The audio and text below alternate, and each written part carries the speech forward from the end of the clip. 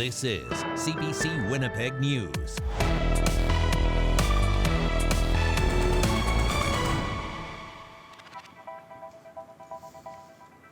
Good evening. Thanks for joining us. The highest paid employee at Manitoba Hydro last year was someone who only worked for the organization for a month and a half. The former CEO brought in close to $900,000 in that time.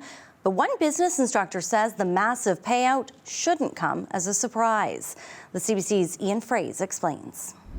Jay Graywall made a lot of money in her last year leading Manitoba Hydro, yet only worked for a month and a half before being dismissed.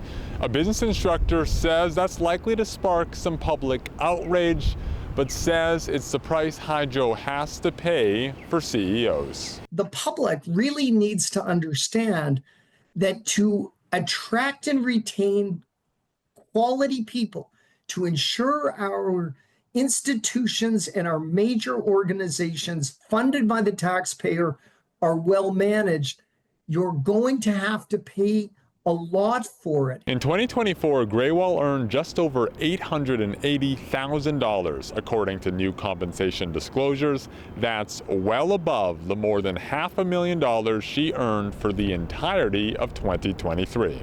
Sean McDonald with the University of Manitoba thinks Graywall's contract was bought out. I know that the numbers look large, but when we really drill down and compare it to the market for running a major energy company, it should not be shocking at all. Graywall lost her job in February 2024, just 2 weeks after the new NDP government criticized her plans to buy wind from private sources. The government is now going ahead, but planning to buy wind from Indigenous partners instead. Hydro says Graywall was paid based on the terms of her contract, nothing more, nothing less. Ian Fraze, CBC News, Winnipeg. A member of a popular Manitoba band and his girlfriend have died in a car crash on Canada Day. Royal Canoe says their friend and bass player Brendan Berg and his 31-year-old girlfriend were both killed in the crash. RCMP responded to the head-on collision on Highway 10 around 3:30 in the afternoon. Mounties say the two were hit when a southbound car veered over the center line, crashing into their parked car on the east edge of the road. The band says they're in shock and still trying to process the tragedy, calling Berg the kindest, sweetest man you could ever know. Today would have been his 43rd birthday. RCMP are searching for a suspect after a person was stabbed to death in Selkirk. Police say it happened outside a business on Manitoba Avenue just before midnight Monday. A 39-year-old woman was found with critical injuries and didn't survive. RCMP say the incident started with a fight. This is not a random incident. Like I say, there was a confrontation between our victim and at least one person, which led to the stabbing. And unfortunately, like I say, she died from those injuries. Now, RCMP say they want to speak with a woman who was spotted in the area. Beaded jackets, fur stretchers, and silk. They're part of a trove of artifacts dating back 2 centuries. And the Manitoba Métis Federation says it's reclaiming its history. More than 100 artifacts will soon have a permanent home in a Métis Heritage Centre on Portage in Maine. CBC's Felicia Adam got a sneak peek. 3, 2, 1. It's just a glimpse of beadwork, clothing, and shawls. These pieces will help in telling the stories and the history of Métis people. So you see the artistic work of our people then? They're part of the Our Grandmothers collection, made up of 142 pieces dating back to the early 1800s. They're the stories of our grandmothers. These are the stories of women who were producing these pieces for family, who were producing these pieces for sale, who were producing these pieces, really as artists themselves. Gregory Schofield has been curating the collection for the past 2 decades. Most of the pieces originate from Western Canada, including right here in Manitoba. Each of the pockets here that she's created is like a different bouquet of flowers. It's the story that she was telling about possibly the flowers from where she was living. The pieces will join a collection of 1,000 artifacts that will be part of the Red River Métis National Heritage Center. I just hope that people will see just the beauty of a people, the development of a people, but also the building of Western Canada into the country of Canada. It's hoped the Heritage Center will open in Winnipeg's historic Bank of Montreal building as early as 2027. David Chartrand is the head of the Federation. He says this is just one of the ways they're trying to help revitalize downtown Winnipeg. Hustle and bustle downtown, that's gone. And now we got to figure out how do we draw that back. Chartrand hopes the center will attract thousands of people, helping downtown get back to what it once was, while also making sure the stories of Métis people aren't forgotten. Felicia Adam, CBC News, Winnipeg. A Winnipeg bus stop scrapped by the city's new transit system could soon be back. The stop on St. Anne's Road near the Riverside Lions Seniors residence was taken out of commission on Sunday. Many at the seniors complex were concerned about elderly riders being forced to walk further to catch a bus. One resident says he plans to start taking the bus more often and is glad to hear the stop could soon be back. We've been waiting for a lot of things around this city for a long time, like look at this condition of the streets. Anything helps. So if it's coming, it's good. If it's not, obviously it's not good. A transit spokesperson says it's considering reinstating the bus stop this fall, along with one on the other side of the street. A pair of stops nearby on St. Anne's at Hindley would then be removed. Community journalists are telling the Manitoba government to stop spending so much money on social media ads and start buying local. The province is holding consultations today in Winnipeg about its role in supporting local media. Emmy Joaquin is the editor of the Filipino Express news magazine. She told the government one way to help is to redirect its ad dollars from American tech giants like Facebook to local news organizations like hers. You know, the government has an advertising budget. So a little bit of that will really help the local media, you know, not only us, but other ethnic TV, radio, and especially those who don't have that much funding. She says her paper relies entirely on volunteer writers and advertising revenue from local businesses.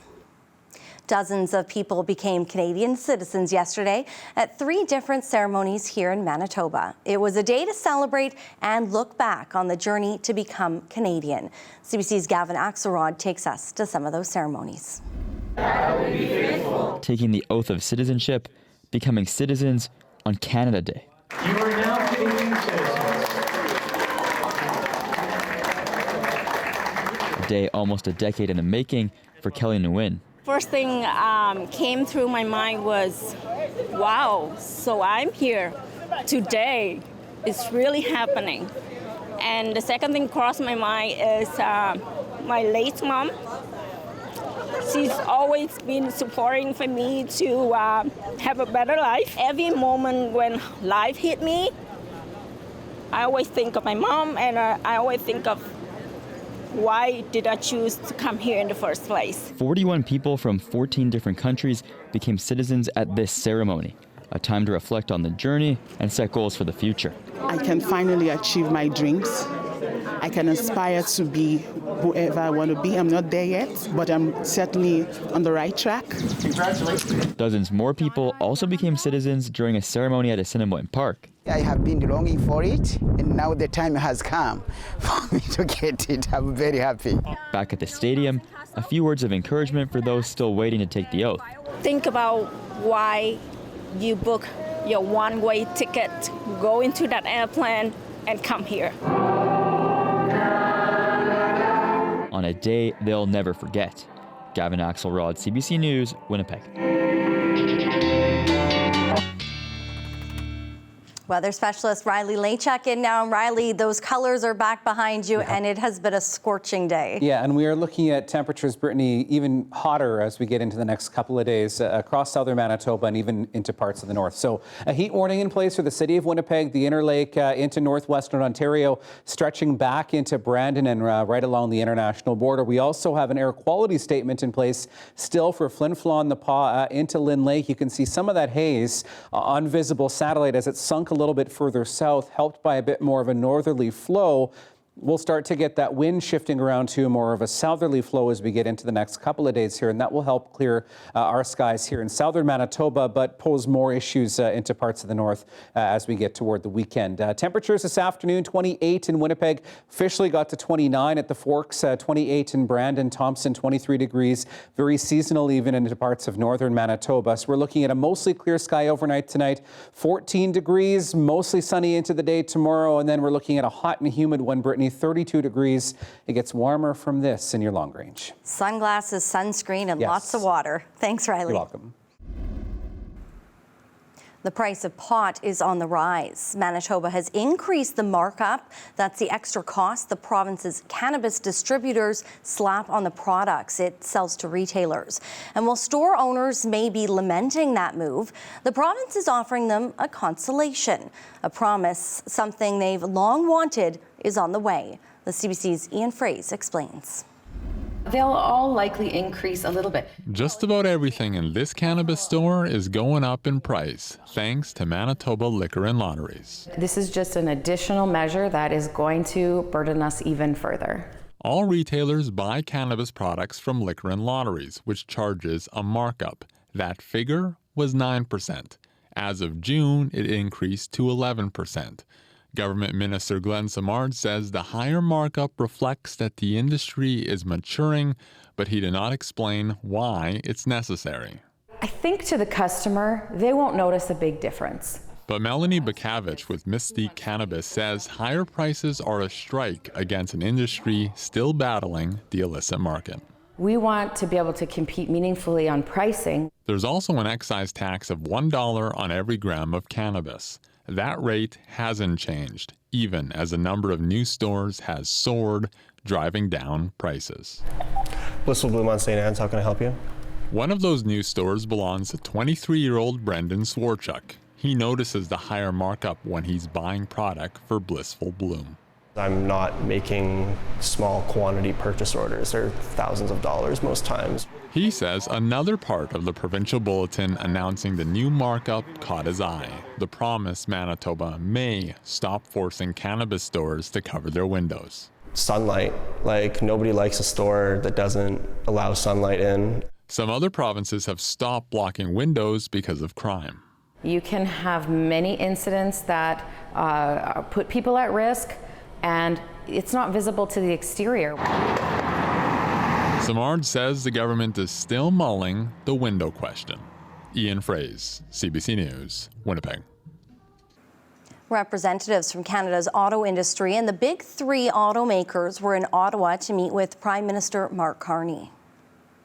We'll be discussing EV mandates, of course, as well as a range of other policies to make sure the sector succeeds. Do you think that's sustainable, though? Well, the EV mandate itself is not sustainable. The targets that have been established cannot be met, and that will be part of the discussion. The talks come as the Liberal government prepares to resume trade negotiations with the Trump administration. The auto sector is dealing with a 25% on U.S. imports. The Carney government is hoping to land a new trade deal with Donald Trump by July 21st. The Prime Minister's office says it's focused on securing the best deal for Canadian workers and industries. If no agreement is reached, Canada is planning countermeasures. Sean Diddy Combs has been denied bail by a U.S. judge ahead of his sentencing. The music mogul was found guilty of prostitution-related charges, but was acquitted of sex trafficking and racketeering offenses. CBC's Jennifer Yoon has the latest from the courthouse in New York. After 7 weeks, 34 witnesses, and long, grueling days of testimony and jury deliberation, the jury has come to a verdict on the criminal case against Sean Diddy Combs. The music mogul was found not guilty of racketeering, not guilty of sex trafficking, of 2 counts against Cassandra Ventura, a former longtime girlfriend and a woman who only testified publicly under the name Jane. He was, however, found guilty of transporting these 2 women with the intent of prostitution, a charge that carries a maximum sentence of 20 years. But ultimately, he avoided life in prison, and you could see that he was happy in the courtroom. He nodded at the jury, mouthed thank you, even doing a prayer hands at them, and you could see the emotion from him, from his family, as he heard the verdict. Now, outside the courtroom too, his supporters, Diddy's supporters, were elated. They were celebrating, they were chanting, but there were also people who are concerned about what this verdict will mean for those who have experienced gender-based violence. I believe that this verdict is going to make the rest of the cases that come down the line a little more difficult to prove. It's very hard to get up on that stand for victims. Cassie got up on that stand. Jane got up on that stand. The jury didn't believe them. They believed that there was consent. Cassandra Ventura's lawyer, in the civil suit that she filed against Diddy alleging violence, also commented on the case. But we're pleased that he's been held responsible for something, which is something that hasn't happened in his lifetime. And, we're hopeful that ultimately he receives a substantial sentence for what he's done. And, we're pleased that Cassie's brought to light everything that has happened in this trial. I just spoke with her and with the U.S. Attorney's Office team. And she's in a good place. She's pleased that, again, that the jury has found him liable, or guilty of 2 federal crimes. There are still dozens of civil cases filed against Combs. What this verdict will mean for those cases is still yet to be seen. Jennifer Yoon, CBC News, New York City.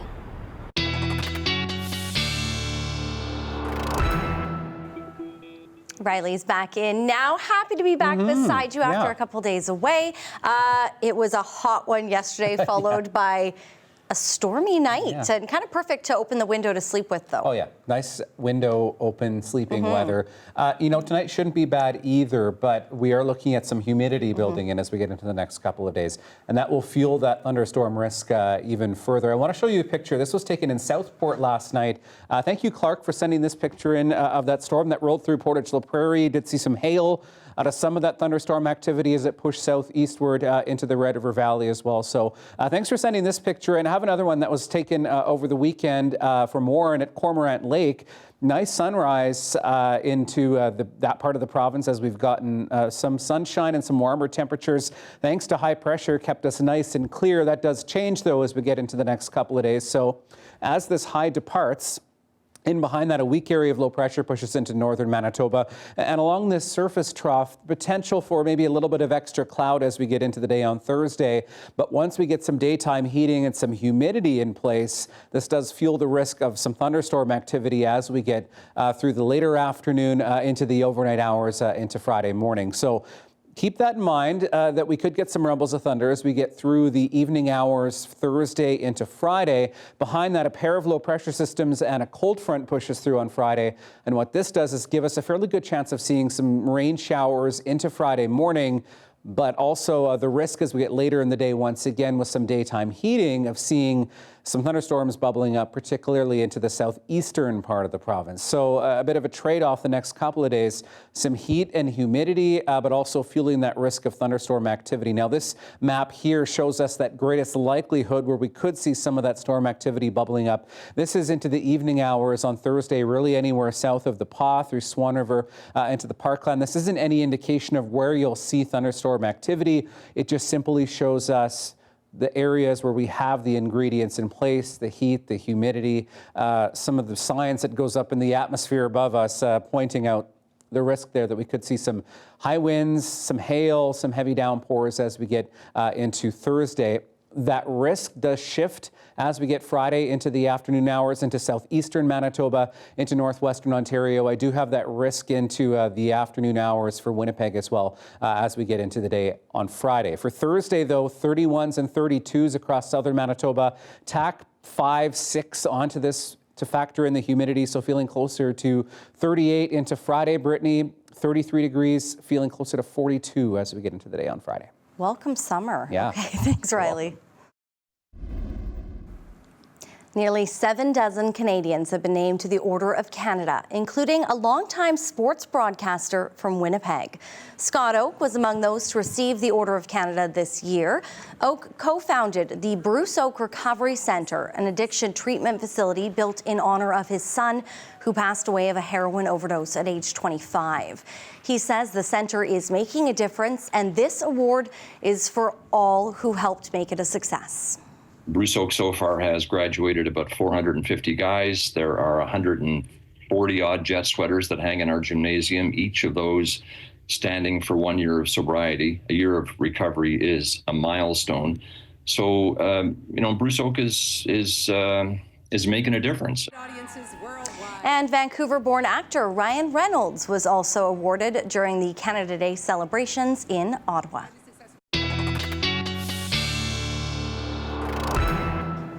All right, we will stay on theme for the dog walking forecast. Some Canada pictures for our dog walking forecast. I don't know what happened to my, I'm having some problems here. I froze my weather computer up. But you know what? We're looking at temperatures, 31s and 32s as we get through the next couple of days across southern Manitoba, even into 33 degrees. Yeah, I think it's actually kind of frozen on me there, which is a little unfortunate. But, we are looking at temperatures closer to 33 as we head into Friday. Bit of a reprieve into the weekend as that cold front pushes through, more like 24 for Sunday. Then we're back into 28s and 29s for the weekend. I don't know. Maybe we can get it tomorrow. Yeah, we'll get that We'll one just tomorrow. extend Canada Day all week long. Well, we are looking, as I mentioned, at a couple of hot and humid days ahead that might have some, maybe you, maybe me, reaching for a popsicle or seeking a swimming pool out. Yeah, you don't need to be a polar bear to enjoy jumping into a pool on a hot summer day. Here's your daily lift.